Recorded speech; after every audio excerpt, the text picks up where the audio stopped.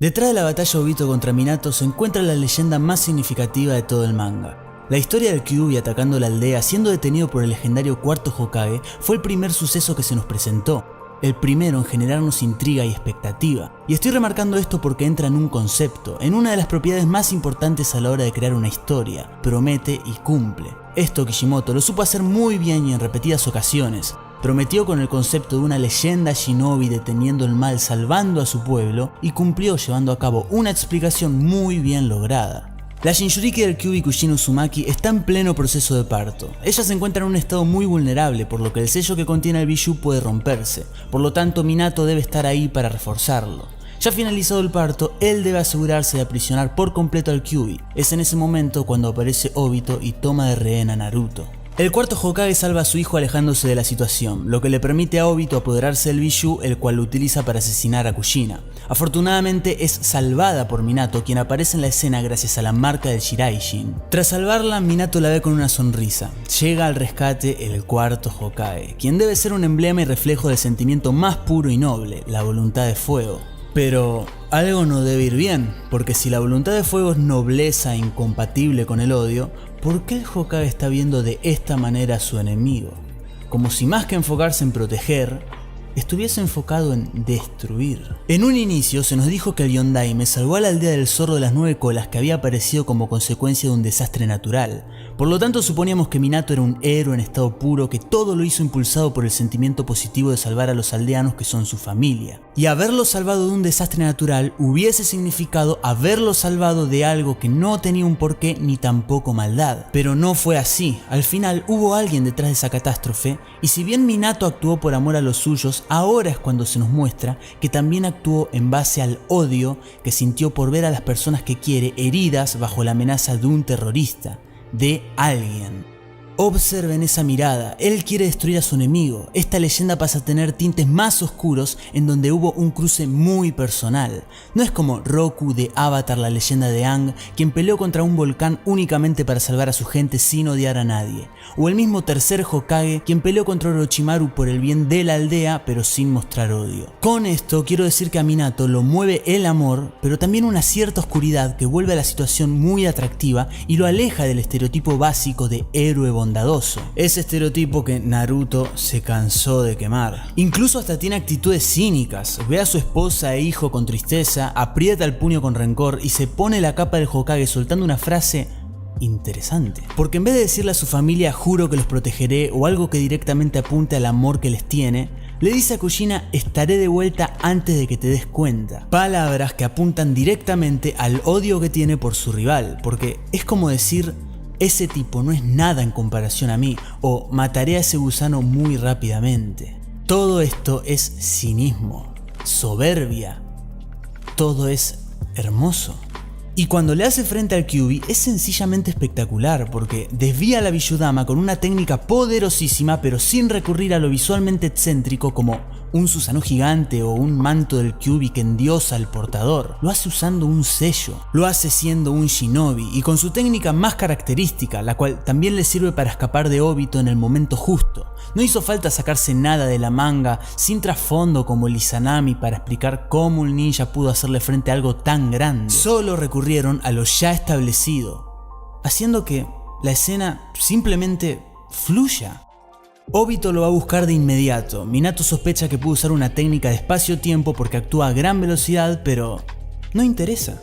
Él no termina de comprender contra qué está luchando y de hecho no está ni cerca, pero no importa, porque para él no es esencial entenderlo, solo debe enfocarse en ser lo que siempre fue, el mejor, el más rápido. Si logra ser más veloz que su enemigo, podrá alcanzarlo y destruirlo. Él deduce que su oponente se materializa en el momento de contraatacar y he leído personas que critican esto porque hace quedar a Minato exageradamente inteligente, pero para nada lo veo así.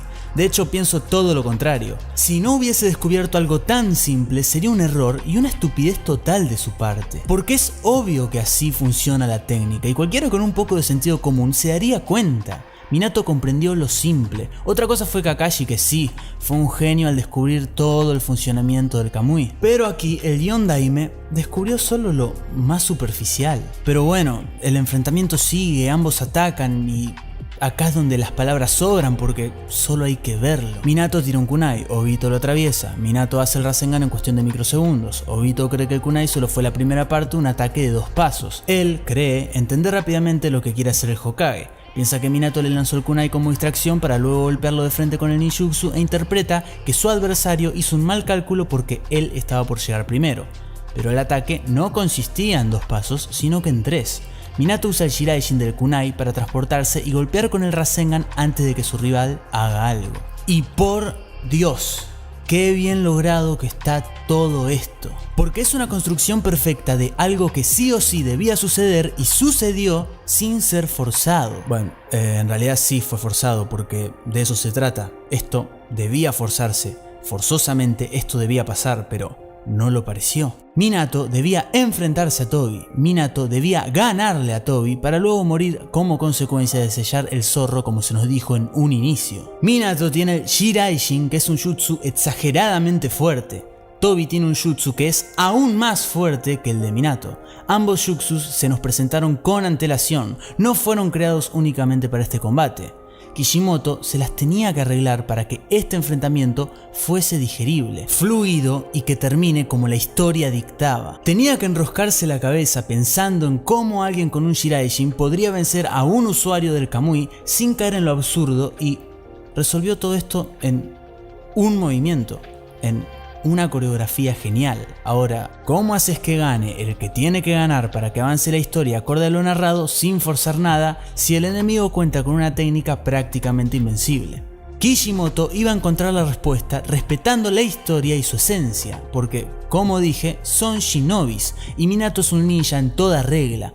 Él ganó por ser el más inteligente en una batalla de dioses. En una pelea donde hubo técnicas poderosísimas, pero que también tuvo elementos ninjas como una cadena y un kunai, logrando que aquellas técnicas exageradas fuesen envueltas por un minimalismo plagado de lindezas, y solo por respetar el concepto básico de shinobis, de Naruto, de lo que originalmente fue. Pero ese impacto no sería el fin, porque Obito sigue de pie. Se le cae en forma de pasta su brazo izquierdo, lo cual nunca entendí, ya que ese no debería ser una prótesis debido a que no es el destruido en aquel incidente, y muchos dicen que es porque Zetsu era el que tenía el control, y bueno, está bien, supongamos que él tenía el control. ¿Dónde está su brazo? ¿Cómo funciona eso de tener el control? ¿Acaso hace que todas las partes de Obito desaparezcan? Entiendo que cuando Zetsu maneja a Obito, lo envuelve en la masa que lo compone como si fuese una armadura, pero acá se ve el brazo completamente estallado, ahí no hay nada. Esto es un error del manga, no importa que tenga células de Hashirama ni que Zetsu haya intervenido, no. Esto no pudo haber pasado. Y no entiendo cómo pudieron haber tenido este error, porque no es una simple conjetura como parece una vez finalizada la historia. Es casi una falta de respeto al público que está intentando adivinar quién es el de la máscara por más obvio y predecible que sea. Porque este detalle hace que no tenga sentido alguno que Tobi sea el chico que perdió el brazo derecho. Si en esta escena hubiesen mostrado que se le, entre comillas, derretía el brazo derecho en vez del izquierdo, hubiese servido como pista y prueba fehaciente de quién verdaderamente es, ya que nos imaginaríamos que esa es una prótesis del brazo que perdió Obito al quedar aplastado en las rocas. Pero no, en vez de una prueba, fue un engaño. Ahora sucede algo que francamente en el anime me gustó mucho más, porque en el manga, luego de recibir el Rasengan, Obito sufre y rápidamente ya se nos muestra a Minato atacando muy velozmente sin dejarle respiro. Y está bien, porque nos transmite esa sensación que debe transmitir Minato. Sin dudas estamos viendo al shinobi más rápido, pero el anime es superior. No solo vemos a Obito herido y a Minato atacando, se nos agrega algo más, un simple detalle que para mí agranda y llena de significado la escena. Se nos muestra a Obito herido y a Minato saliendo del cráter que provocó con su propia técnica. Obito se expresa con muchísima soberbia, le dice con un tono burlesco que lo atrapó.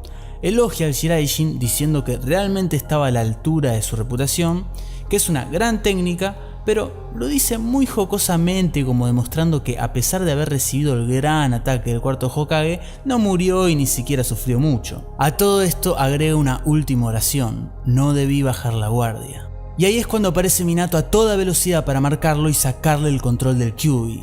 ¿Y por qué en el anime es mejor?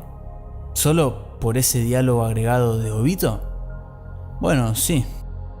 Porque acá se nos hace presente la famosa justicia poética. El tipo tenía el ego altísimo, le dijo que lo subestimó, que el Shiraishin era una gran técnica, burlándose, y precisamente con el Shiraishin lo vuelve a atacar. ¿Y en qué momento lo vuelve a atacar? Cuando dice: no debí bajar la guardia. Es ahí, mientras dice su error, lo vuelve a cometer. Se da cuenta que volvió a bajar la guardia y todo esto hace que el momento sea más épico, transmitiéndonos de forma más exacta lo que es Minato.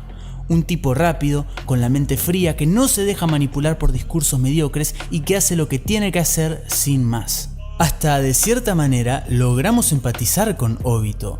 Nosotros también nos sentimos abrumados, porque estamos escuchando atentamente su discurso para ver qué información suelta en ese momento tan importante del clímax. Y Minato, ahí está, aparece, lo atosiga, lo ataca, le quita el control del zorro y es espectacular. Finalmente Obito acepta su derrota, pero le dice que tarde o temprano volverá a controlar al Kyuubi y al mundo, y así termina este encuentro. Qué grande eras, Naruto. Hasta en esta instancia, eras grande.